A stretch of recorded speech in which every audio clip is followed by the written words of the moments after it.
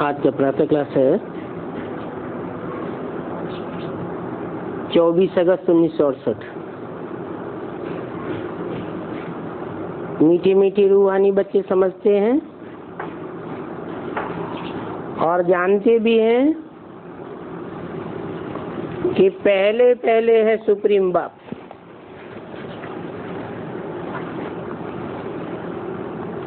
Supreme कैसे? Supreme ऐसे कि उससे सुपर कोई होता ही नहीं।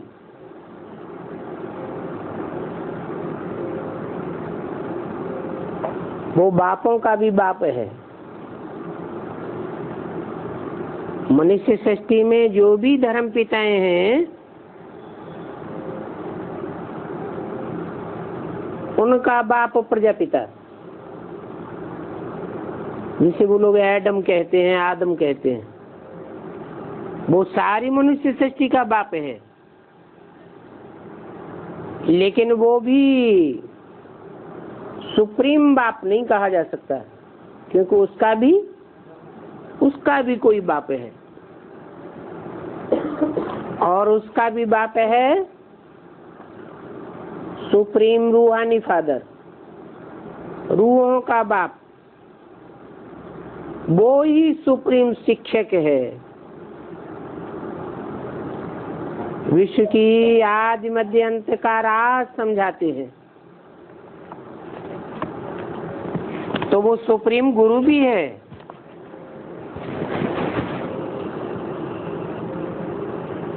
तो ये हो गई सतगुरु की दरकार।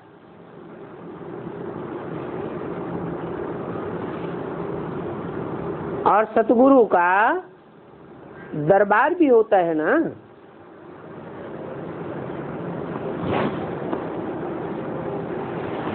कहते हैं दरबार साहब, सिखों में कहते हैं ना दरबार साहब।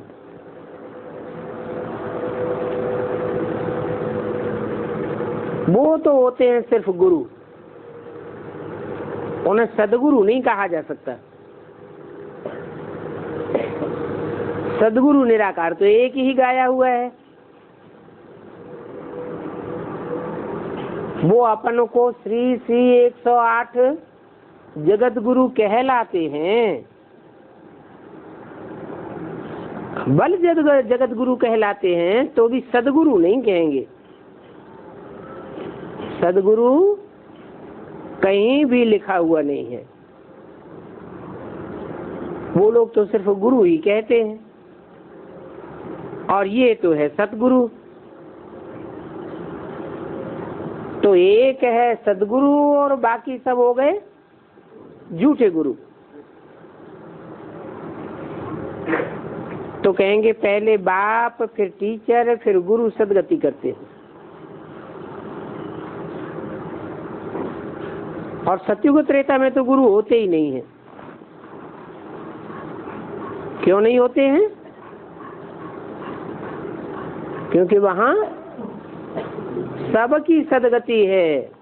कोई ऐसा नहीं है जो दुर्गति में पड़ा हुआ हो। क्योंकि एक सदगुरु मिलता है तो बाकी सब गुरुओं का नाम खलास हो जाता है।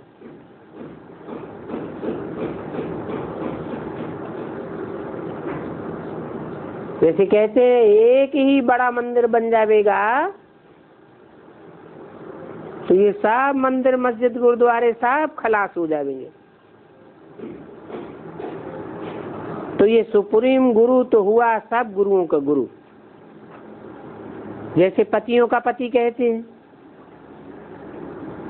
क्योंकि सबसे ऊंचा है ना, इसलिए सबसे ऊंचा होने के कारण ऐसा कहते हैं। तुम बच्चे जानते हो कि सुप्रीम बाप के पास हम बैठे हैं, किस लिए बैठे हैं?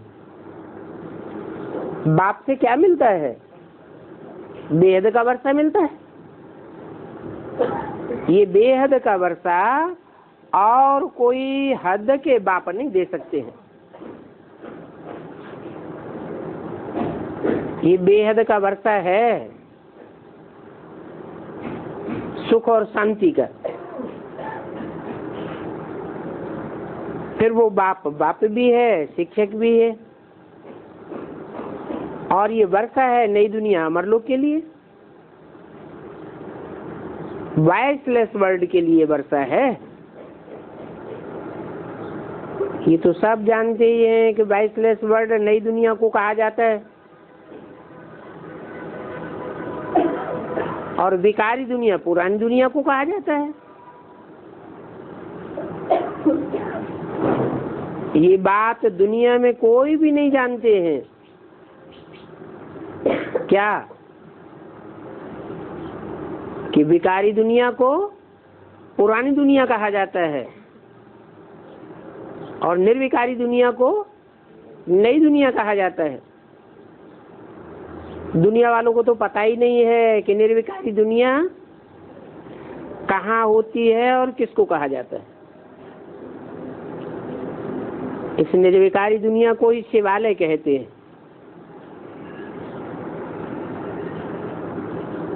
वहां शिव होता है क्या?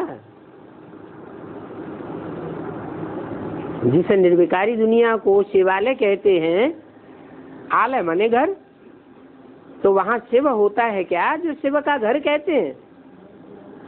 शिव तो होता नहीं। शिव तो शांति धाम का वासी है। सुखधाम नई दुनिया में तो शिव होता ही नहीं, फिर शिवालय क्यों कहते हैं? हैं? क्योंकि ये मकान है, अब जिसने बनाया है भले उसमें रहता हो या न रहता हो, उसके बच्चे ही रहते हो, तो जिसने बनाया उसी का कहा जाएगा ना। तो ऐसे ही वो शिवालय में भले शिव रहता नहीं है, परंतु वो शिव का स्थापन किया हुआ है। और ये विशेष वर्ल्ड विकारी दुनिया रावण की स्थापन की हुई है।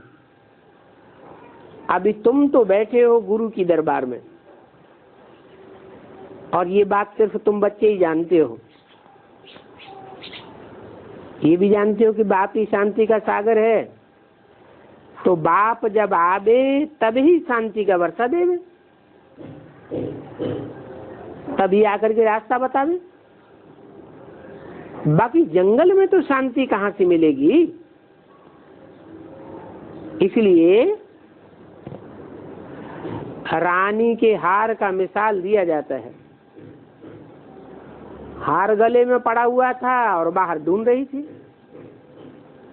तो ये शांति भी आत्मा के गले का हार है, परंतु इस पुरानी दुनिया के मनुष्यों को पता ही नहीं है क्या कि हम आत्मा हैं। जब आत्मा का ही पता नहीं है तो शांति गले का हार हो नहीं सकती।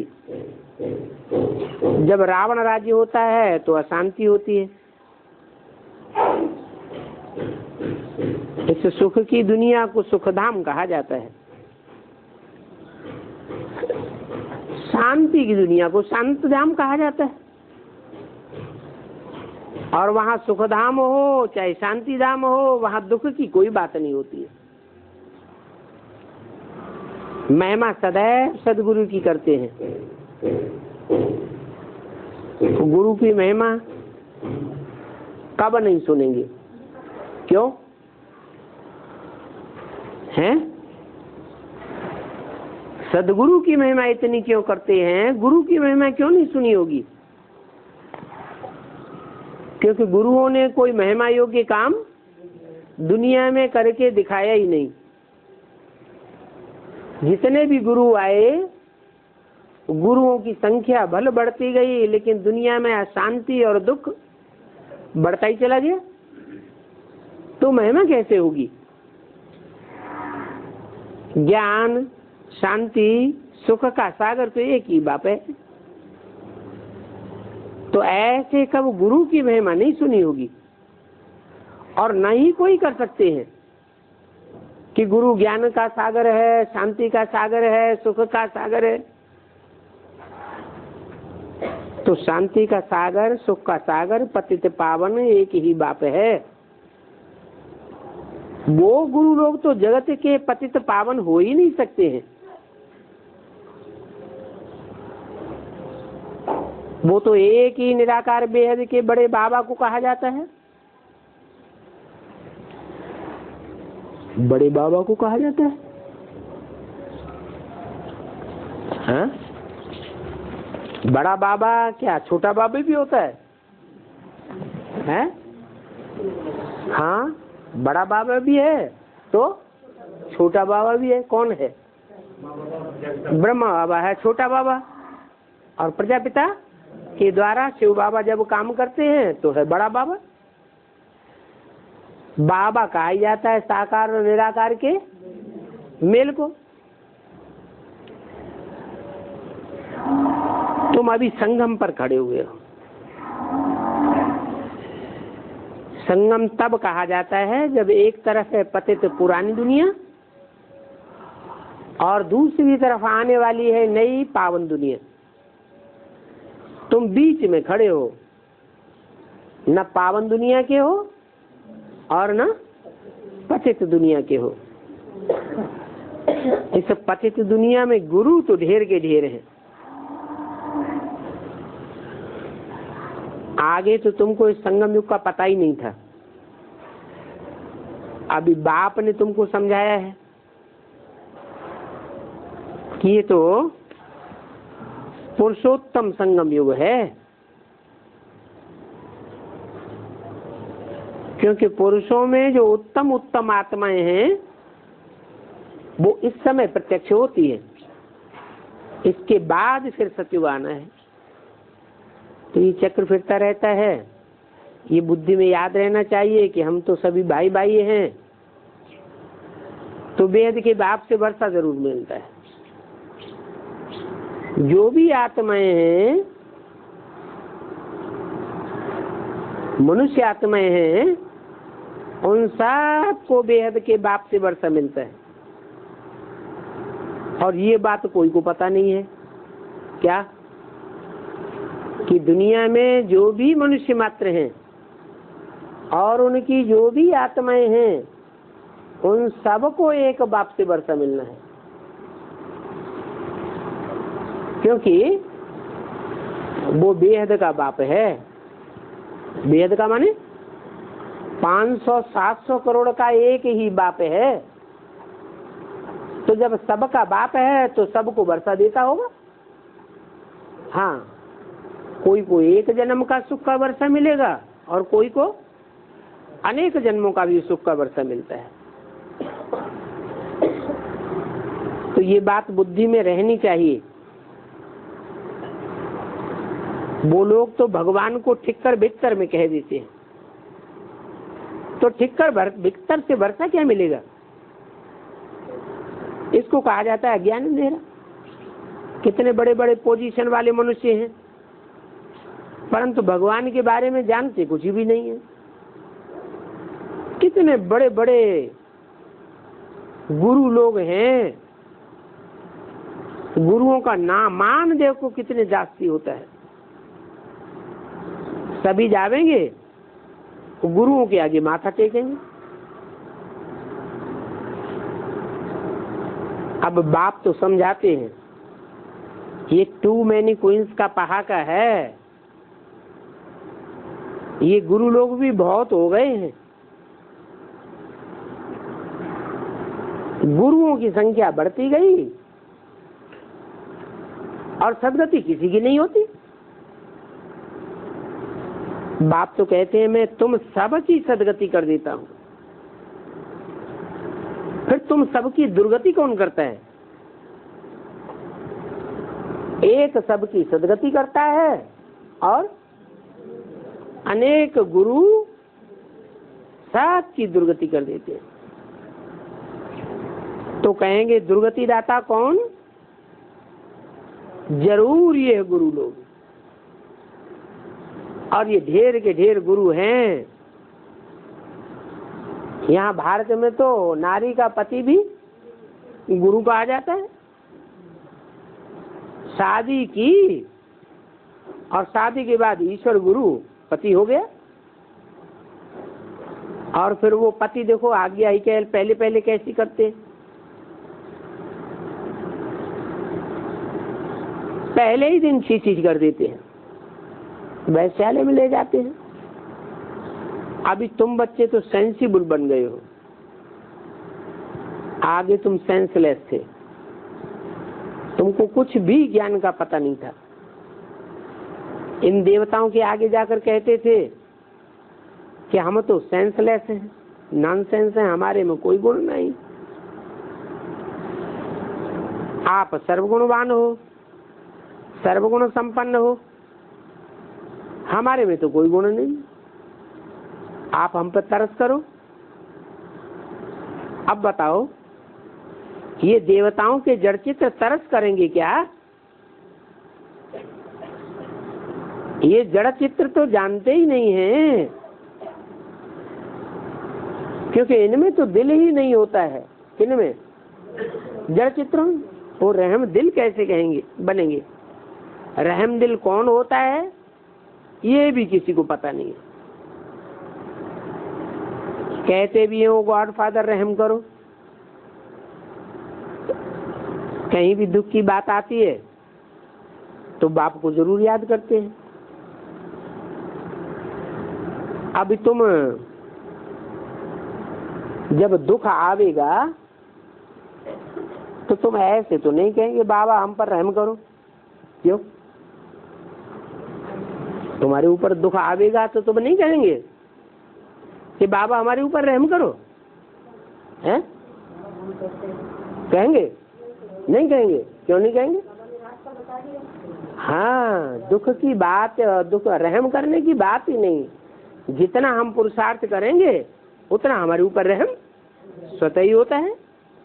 बाप तो विचित्र है, अभी वो तुम्हारे सामने बैठा है, अभी माने कभी, अभी संगम में बाप तुम्हारे सामने बैठा है, सामने बैठा है तब तो नमस्ते करते हो। तुम सब विचित्र बाप के विचित्र बच्चे हो। तो बाप भी कहते हैं मैं भी विचित्र हूँ, मैं तो कब भी चित्र धारण नहीं करता हूँ, मैं गर्भ से जन्म लेता ही नहीं हूँ। अगर मेरा कोई चित्र हो तो उस चित्र का नाम बताओ, है?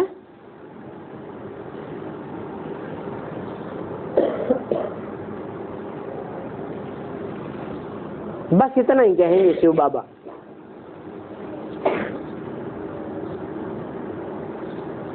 शिव बाबा ही कहते हो ना, मैंने तो ये लोन लिया है।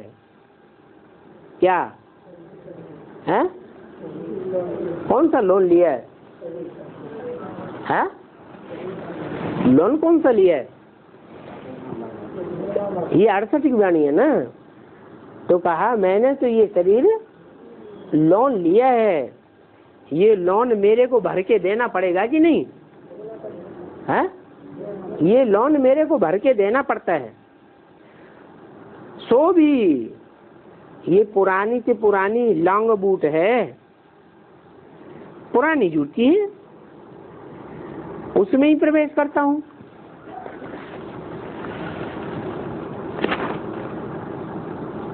तो देखो, जिस लॉन्ग बूट को, जिस शरीर को, पुरानी जूती को मैंने लिया है, उस शरीर की कहीं महिमा करते हैं? है? किसकी? है? ब्रह्मा की शरीर की कहीं महिमा करते हैं? ये तो पुराना तमो प्रधान शरीर है। अरे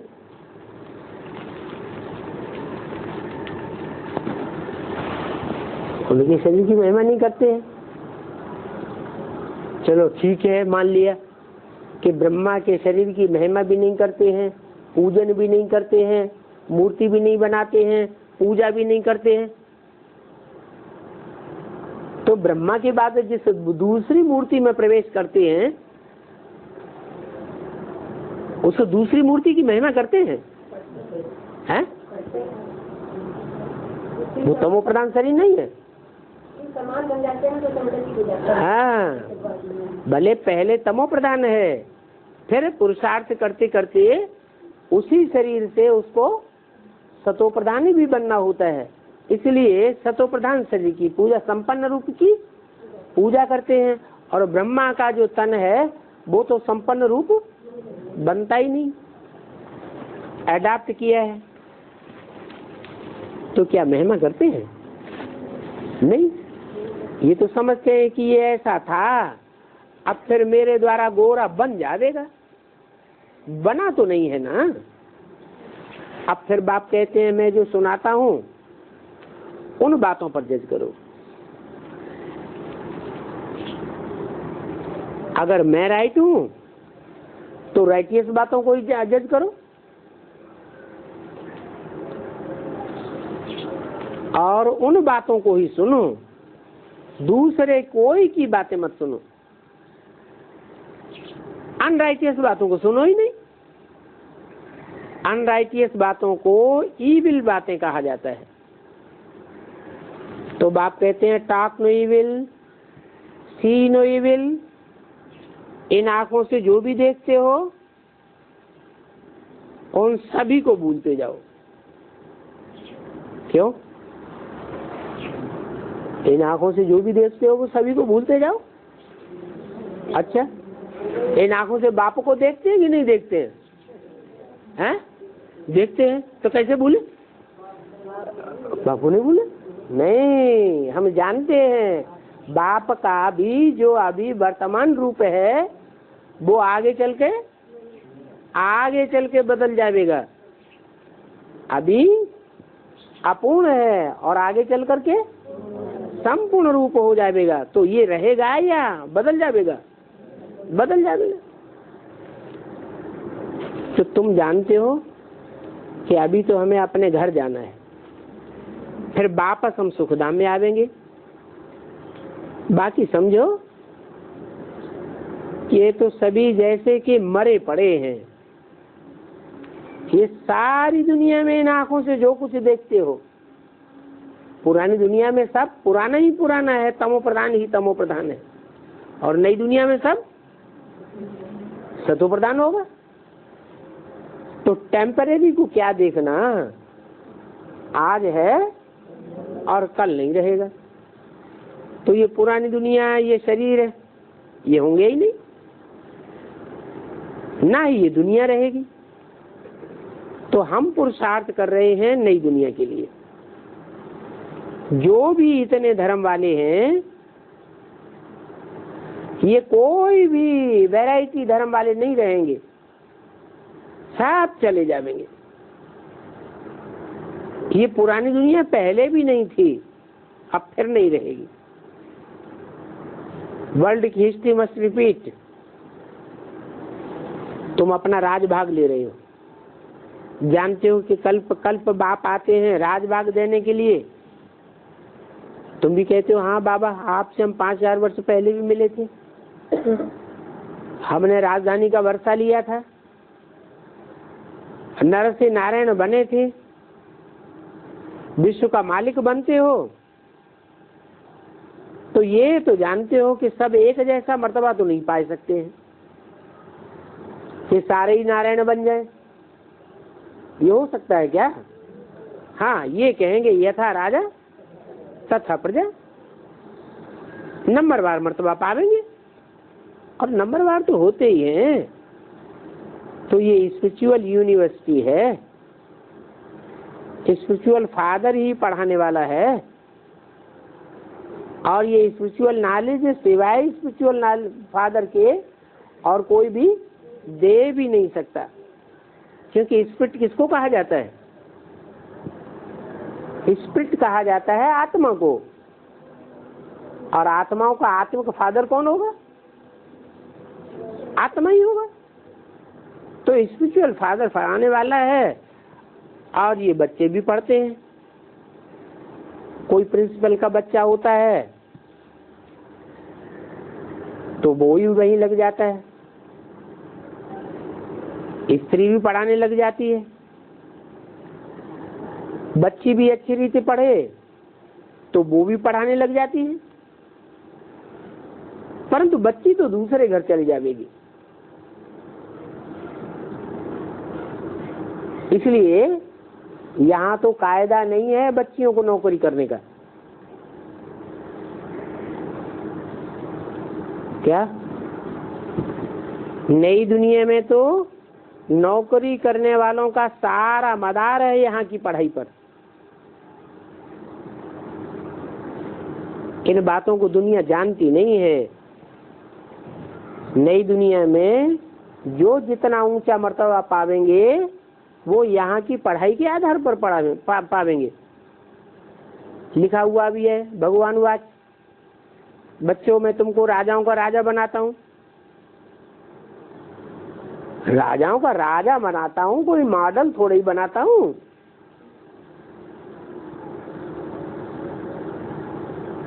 जैसे देवताओं के चित्र बनाते हैं, भक्ति मार्ग में क्या करते हैं, देवताओं के चित्र बनाते हैं। तो बेसिक पढ़ाई में भी क्या करते थे, हैं? चित्र बनाते थे।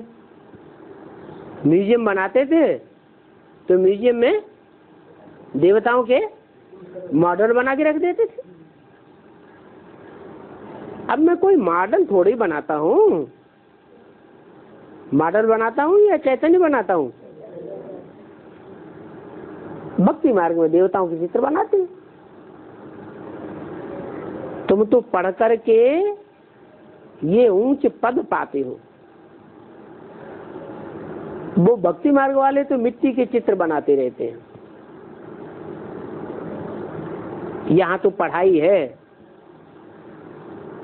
वो भक्ति मार्ग वाले ईश्वर को भी नहीं जानते और ईश्वर की पढ़ाई को भी नहीं जानते। आत्मा पढ़ती है, तुम पढ़ाई के संस्कार ले जाते हो। फिर नई दुनिया में तुम नया शरीर लेंगे। बाकी दुनिया कोई खत्म नहीं हो जाती है, हाँ पुरानी से नहीं बनती है। तो समय बदलता रहता है।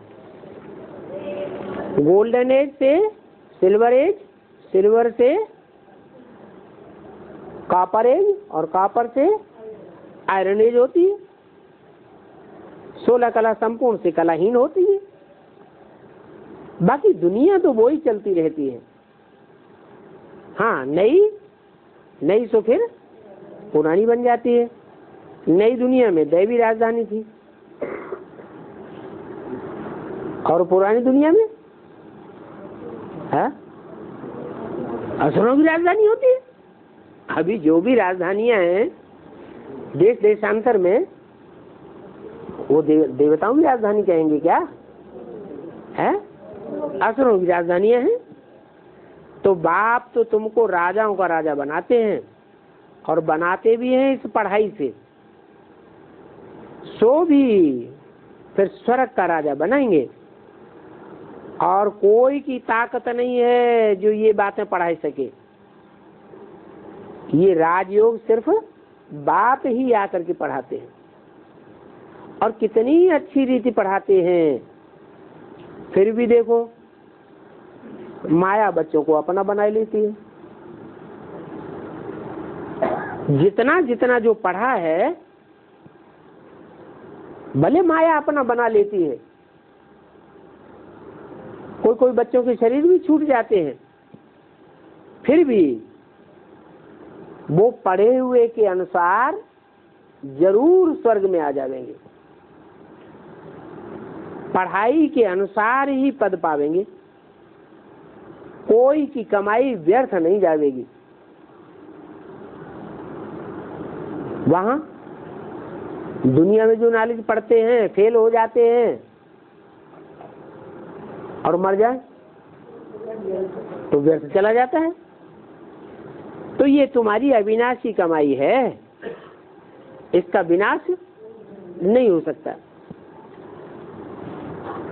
कहेंगे आगे चल करके फिर आवेंगे।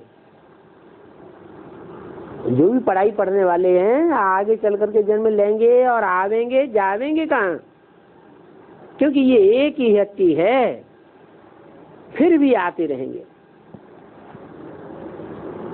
हमेशा शमशान घाट में जब मनुष्य जाते हैं तो बहुत उनको वैराग आता है,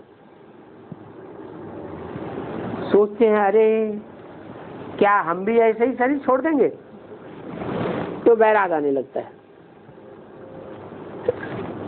सोचते हैं फिर हम पाप कर्म क्यों करें, पाप करते करते हम ऐसे ही मर जाएंगे क्या, ऐसे ऐसे वैराग के ख्याल आते रहते हैं। उसको कहा जाता है कौन सा वैराग, शमशानी वैराग।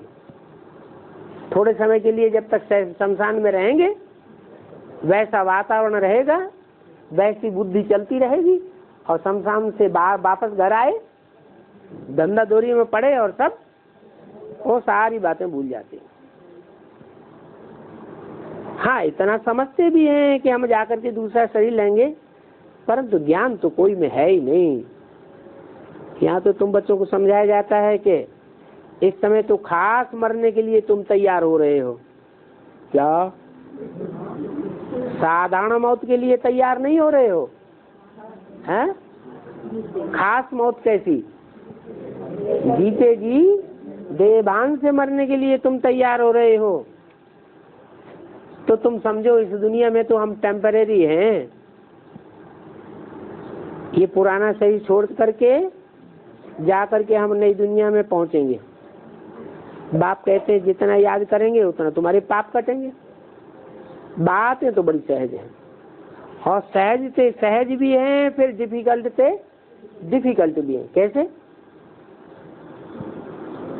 जैसे जैसे बाप चलाते जाएं वैसे वैसे चलते जाओ, श्रीमत के अनुकूल चलते रहेंगे तो बड़ी सहज पढ़ाई है, और श्रीमत के बरखिलाफ चले तो मुश्किल भी है, कठिन से कठिन भी है।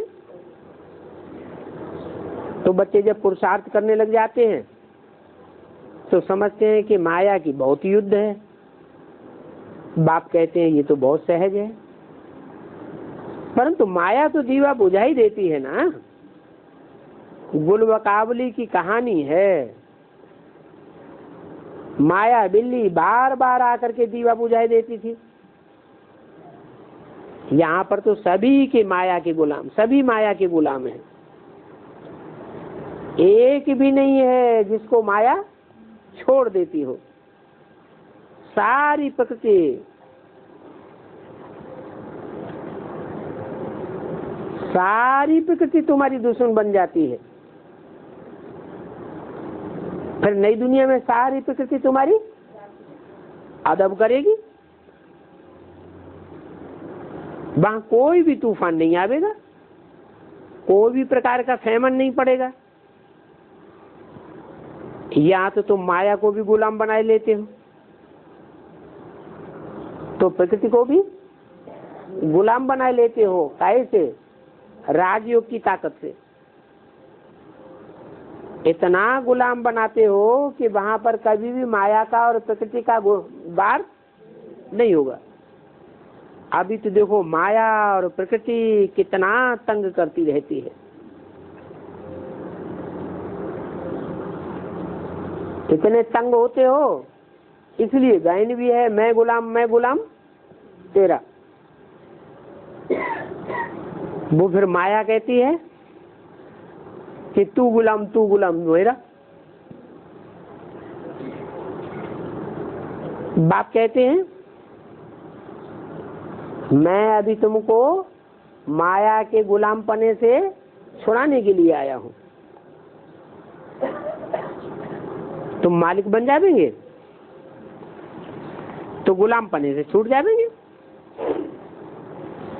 जरा भी वहां माया वहां ची चा नहीं करती है। तो ये ड्रामा में नूद है। तुम तो कहते हो कि बाबा माया बहुत तंग करती है। अरे क्यों नहीं करेगी, इसको युद्ध का मैदान कहा जाता है। माया को गुलाम बनाने के लिए तुम कोशिश करते हो, तो माया तुमको फटकाती है, पछाड़ती रहती है, कितना तंग करती है। 24-8-68 की वाणी का 3रा पेज। कितनों बच्चों को हराती रहती है, बच्चों को एकदम खा जाती है, हप ही कर लेती है। बल स्वर्ग का मालिक बनते हो, परंतु माया तो खाई जाती है ना, हप कर लेती है। तो तुम जैसे कि माया के पेट में हो, जो माया के पेट में थे, तो बाकी जाकर के पूंछ बची, सारा ही माया ने निकल लिया, सारा ही उसके अंदर चला गया, निकल ही नहीं सकते। उसको कहते हैं दुब्बन। जितना जितना निकलने की कोशिश करते उतना उतना दुब्बन माने दलदल, धसते चले जाते, जरा भी याद नहीं कर पाते हैं। ये सब दृष्टांत तुम्हारे हैं। जैसे कछुआ का मिसाल है, भ्रमरी का मिसाल है। भ्रमरी कीड़ों को ले आती है, भू भू करके आप समान बना देती है। तो तुम भी कीड़ों को भू भू करके क्या क्या सुनाई करके आप समान बना लेती हो, एकदम स्वर्ग की परिजात बनाई देती हो। वो सन्यासी भल भ्रमरी का मिसाल देते हैं, परंतु वो कोई बदलते थोड़े ही हैं। बदली तो तुम होते हो संगम युग पर। अब ये संगम युग है ना, तो तुम शूद्र से ब्राह्मण बन रहे हो, बदलते हो ना। जो विकारी मनुष्य हैं, जिनकी बुद्धि विकारों में फंसी हुई है, उनको तुम ज्ञान सुना करके ले आते हो, भूमू करके ले आते हो। उनमें भी कोई तो भ्रमरी जैसे बन जाते हैं और कोई सड़ भी जाते हैं। भ्रमरी भी ऐसे ही करती है, कीड़ों को लाती है, भू भू करके कोई को आप समान बनाती है, कोई कोई सड़ जाते, बदलते थोड़े ही हैं, कोई अधूरे रह जाते हैं। तो बाबा ने ये बहुत देखा है। यहाँ भी तुम्हारे पास विष्टा के कीड़े बहुत आते हैं। कोई अच्छी रीत पढ़ते हैं तो ज्ञान के पंख जम आते हैं, कोई को तो फिर आधे में ही माया पकड़ लेती है, तो कच्चे के कच्चे ही रह जाते हैं। तो देखो, ये भ्रमरी का मिसाल तुम्हारा अभी का है। ये वंडरफुल बातें हैं।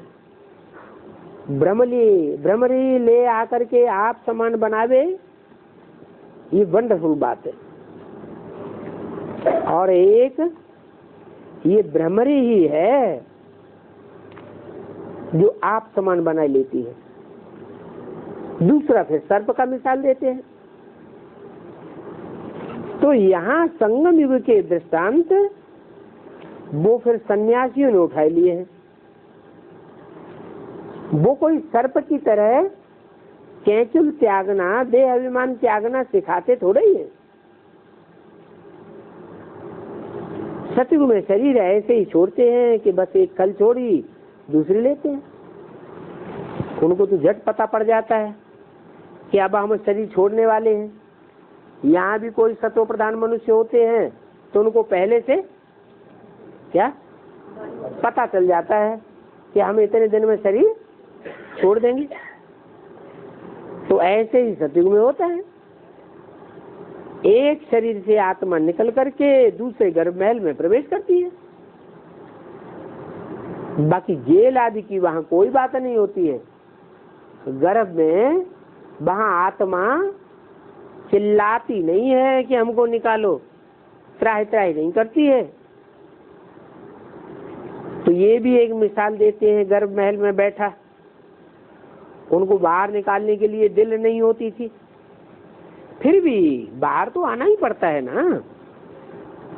अभी तुम बच्चे समझते हो कि हम पुरुषोत्तम संगम युग पर हैं, ज्ञान से ही हम ऐसा पुरुषोत्तम बनते हैं। भक्ति तो हमने जन्म जन्म की। बाप समझाते हैं तुमने सबसे जास्ती भक्ति की है। क्या? किसने? तुमने, उन्होंने नहीं, बेसिक वालों ने। तुमने सबसे जास्ती भक्ति की है। क्यों? कैसे पता चले कि हमने सबसे जास्ती भक्ति की है? हाँ, जिसने भक्ति ज्यादा की होगी वो ज्ञान भी ज्यादा उठाएगा, जिसने भक्ति कम की होगी वो ज्ञान भी कम उठाएगा। वो सुनेंगे ही नहीं। क्या करेंगे? मुसलमान क्या करते हैं? कान में उंगली दे लेते हैं, तो वो सुनते ही नहीं है, उन्हें ज्ञान से कोई रस नहीं आता।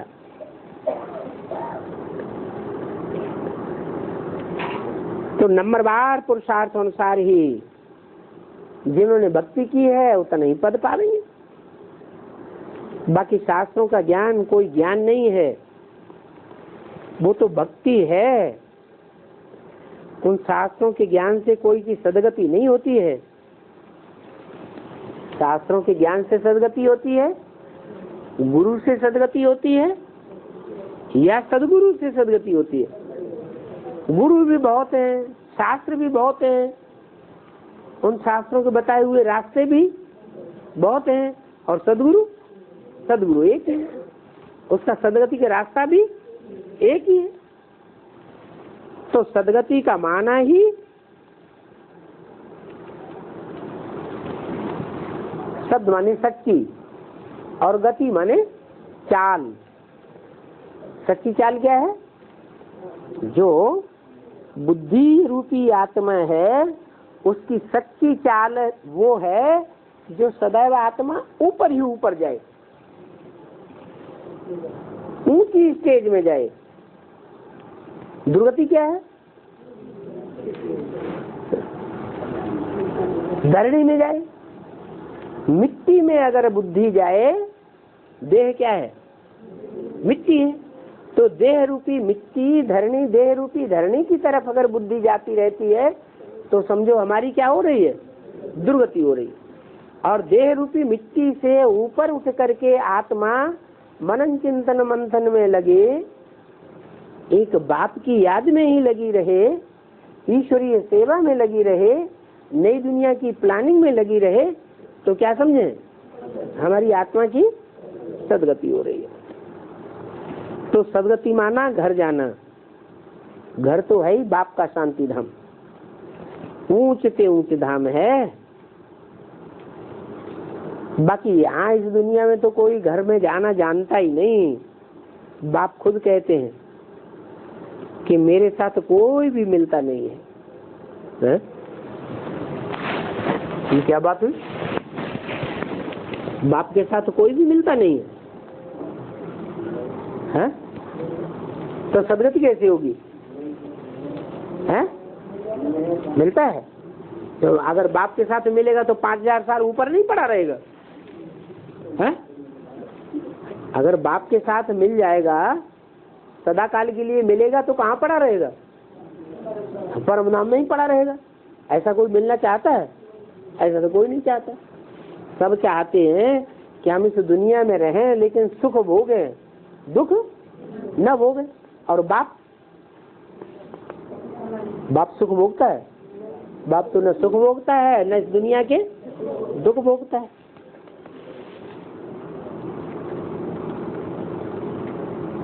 तो देखो, मेरे साथ तो कोई मिलता नहीं है। पढ़ाने वाला, साथ ले जाने वाला बाप तो चाहिए। बाप को कितना ख्याल रहता है। 5000 वर्ष में बाप एक ही बार आकर हम बच्चों को पढ़ाते हैं। तुम बार बार ये भूल जाते हो कि हम आत्मा हैं। क्यों भूल जाते हो? है?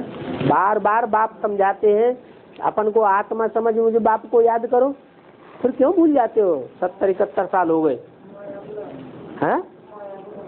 माया बुलाई देती है। माया क्या है? हैं? माया अपनी बुद्धि की कमजोरी ही तो है। हैं? 63 जन्मों में हमने देह के जो विकारी सुख भोगे हैं, वो विकारी सुख भोगते भोगते देह में, मिट्टी में हमारा अटैचमेंट हो गया।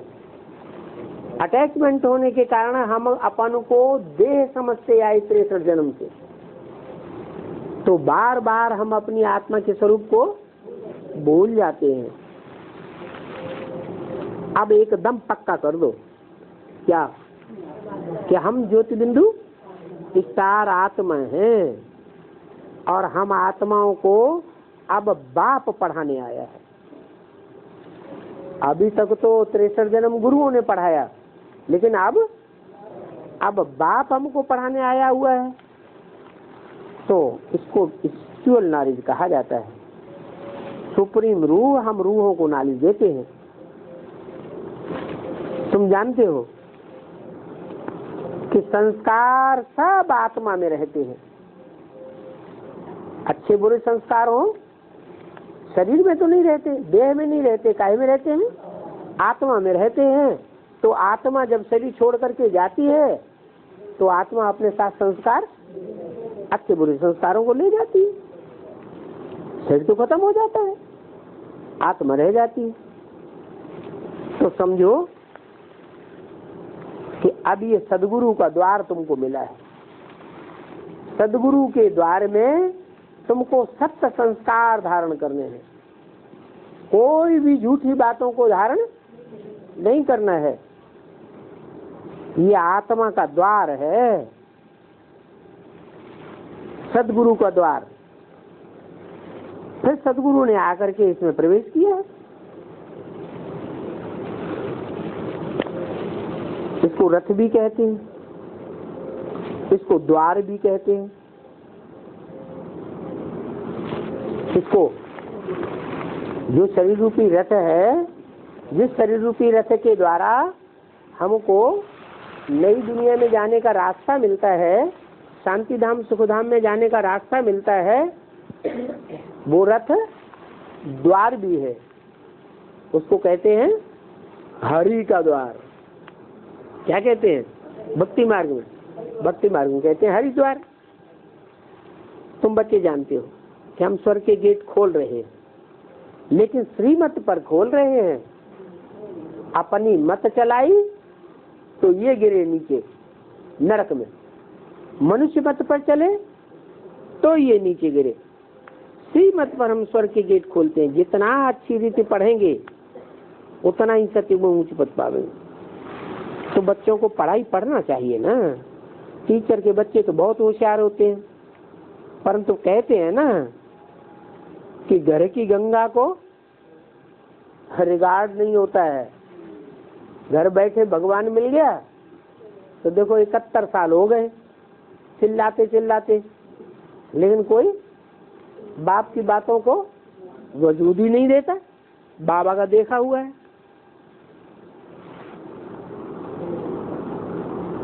कि जिन गांव का किनारा गंगा जी के किनारे होता है, वो सारा कचरा गंगा में डालते रहते हैं। अभी तो बड़े बड़े शहरों का भी कचरा गंगा में जाकर गिरता है। तो देखो गंगा का रिगार्ड ही नहीं। तो फिर ऐसी गंगा को फिर पतित पावनी कहेंगे क्या? मनुष्यों की बुद्धि तो देखो कैसी हो गई है। देवियों को भी सजा करके पूजा आदि करके फिर डुबो देते हैं। क्या? कौन डुबो देते हैं? भक्ति मार्ग वाले। हम तो नहीं करते, ऐसा नहीं करते हैं? करते हैं? नहीं करते। कभी किया है? हैं? वो तो माता जी कह रही हमने किया था पहले, माने ज्ञान में आने से पहले, बेसिक में आने से पहले किया। बेसिक में आने की बात तो नहीं किया है?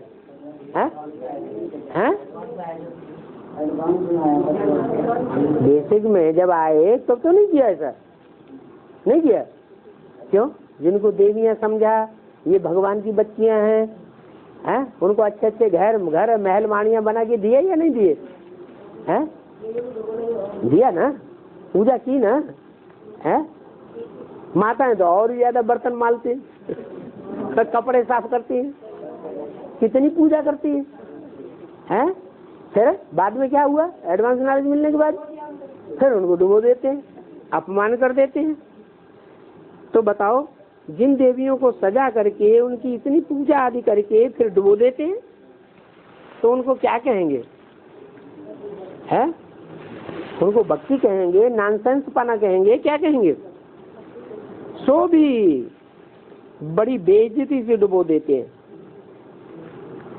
नहीं डूबती है तो पांव रख करके डुबो देते हैं। पांव रख कर डुबोना माने बुद्धि से नए नए ज्ञान के पॉइंट उनको सुना करके डुबो देते। बंगाल की तरफ नहीं डूबती हैं तो उनके ऊपर पांव रख करके भी डुबोते हैं। वहां यही रिवाज है। कहाँ? बंगाल की तरफ। किसी का प्राण निकलने लगता है तो फट से वहां गंगा पर ले जाते हैं, हाँ, हरि बोल कर देते हैं, मुख में पानी गिराते रहते हैं, ऐसे उनके प्राण निकाल देते हैं। जीते जी प्राण निकाल देते हैं। वंडरफुल बातें हैं। अभी तुम बच्चों की बुद्धि में चढ़ाई उतराई का सारा ज्ञान बैठ गया है।